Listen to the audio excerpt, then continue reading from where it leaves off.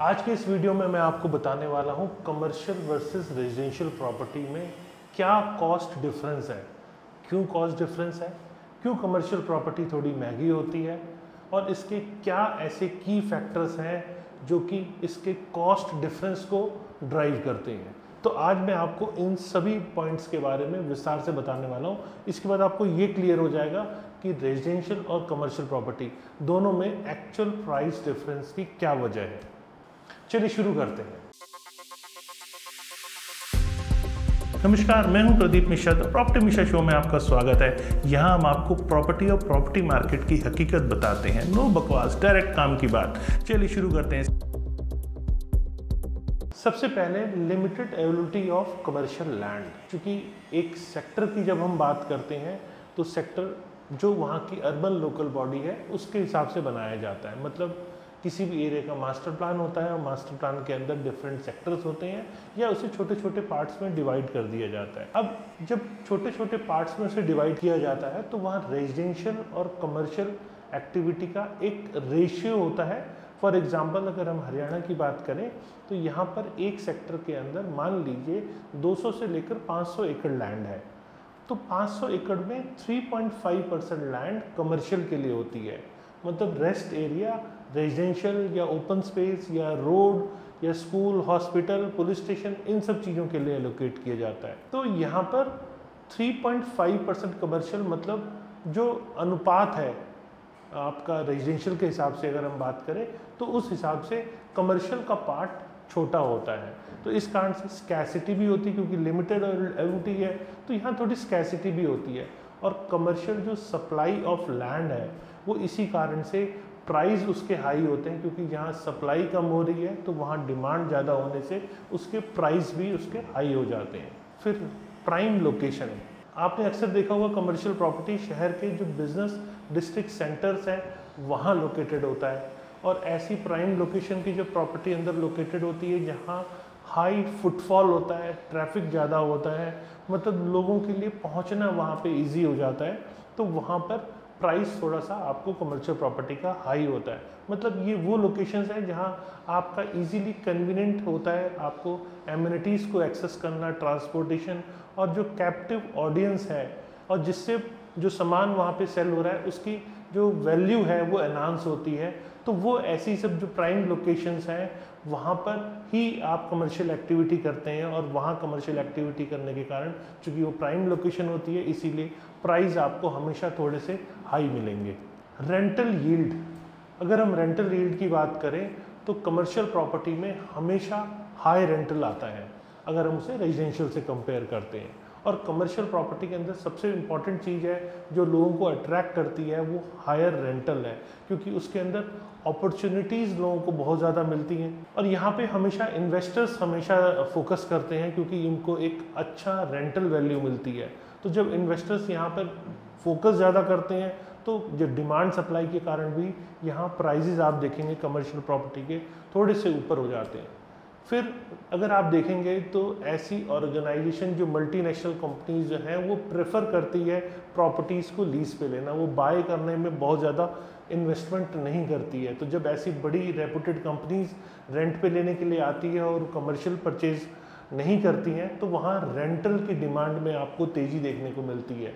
अब बात करते हैं डेवलपमेंट कॉस्ट की। जब भी आप कमर्शियल प्रॉपर्टी बनाने के लिए निकलते हैं तो वहाँ पर उसकी जो इनपुट कॉस्ट है, सबसे पहले तो वहाँ पे लैंड कॉस्ट ज़्यादा है, और फिर कमर्शियल को बनाना और रेजिडेंशियल के बनाने में दोनों में कॉस्ट में हमेशा डिफरेंस आता है, क्योंकि वहाँ पर हमेशा कोई ना कोई आएगा और या आपके क्लाइंट्स आ रहे हैं, आप रहने के लिए लेके एक बार थोड़ा सा कॉम्प्रोमाइज़ कर लेते हैं। लेकिन जहाँ पे रेगुलर पब्लिक एक्सेस है और डेवलपमेंट भी वहाँ पे अच्छी हो रही है तो वहाँ पे ऐसी लोकेशंस के ऊपर एमएनसी जो टेनेंट आता है वो अच्छी और गुड क्वालिटी की बिल्डिंग प्रेफर करता है, और अच्छी और गुड क्वालिटी की बिल्डिंग जो है उसमें डेवलपमेंट कॉस्ट भी ज़्यादा आती है। तो हमेशा आप देखेंगे रेजिडेंशियल से ज़्यादा डेवलपमेंट कॉस्ट कमर्शियल के अंदर आती है। तो ये भी एक बहुत बड़ा रीज़न है कि कमर्शियल प्रॉपर्टी कंपैरेटिवली थोड़ा सा हायर रेट्स के ऊपर होती है। फिर बात करते हैं कि हायर रेंटल, मतलब इनकम पोटेंशियल। जो इनकम पोटेंशियल है वो हमेशा हायर रहता है, क्योंकि रेंटल इनकम हायर रहती है। तो इस कारण से भी जो आप हायर रेट पे परचेज कर रहे हैं तो वो भी कहीं हद तक जस्टिफाई हो जाता है।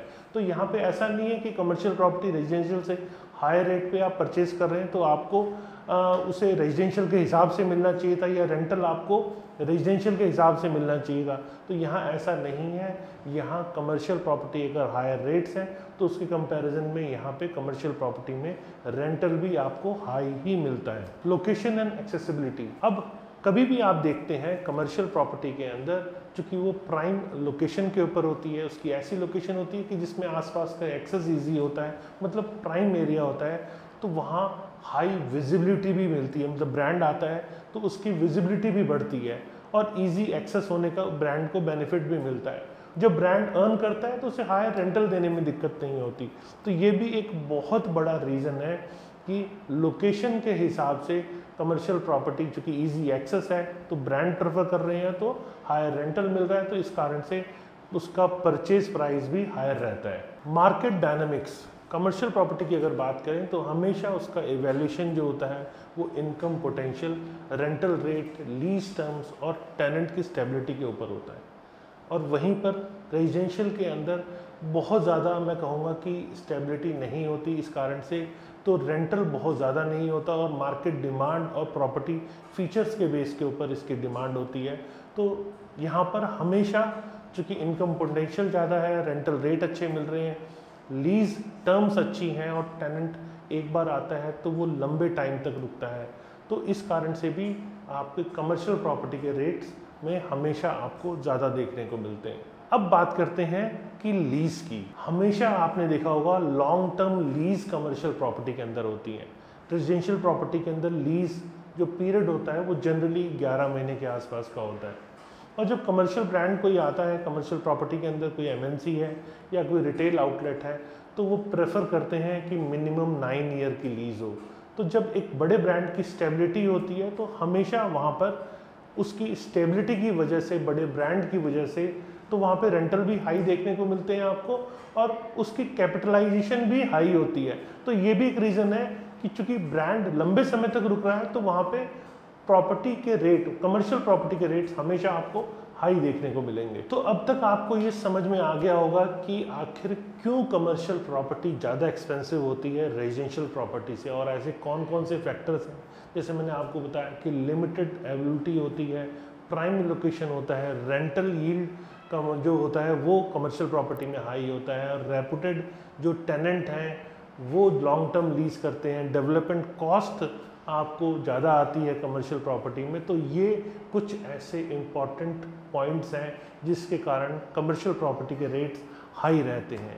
उम्मीद है आपको मेरा वीडियो पसंद आया होगा। अगर वीडियो पसंद आया तो लाइक कीजिएगा, कमेंट में भी बताइएगा वीडियो कैसा लगा। फ्यूचर में और ऐसे वीडियोस देखने के लिए मुझे सब्सक्राइब कीजिए, क्योंकि मैं रेगुलर ऐसी वीडियोस लेकर आऊँगा जो आपकी पॉकेट पे सीधा असर करती है। हमारा मोटिव रहता है नो बकवास, डायरेक्ट काम की बात और सीधा आपकी जेब के ऊपर, आपकी जेब की बचत के लिए जो हर महत्वपूर्ण प्रयास है वो हम रेगुलर करते रहेंगे। नमस्कार, जय हिंद।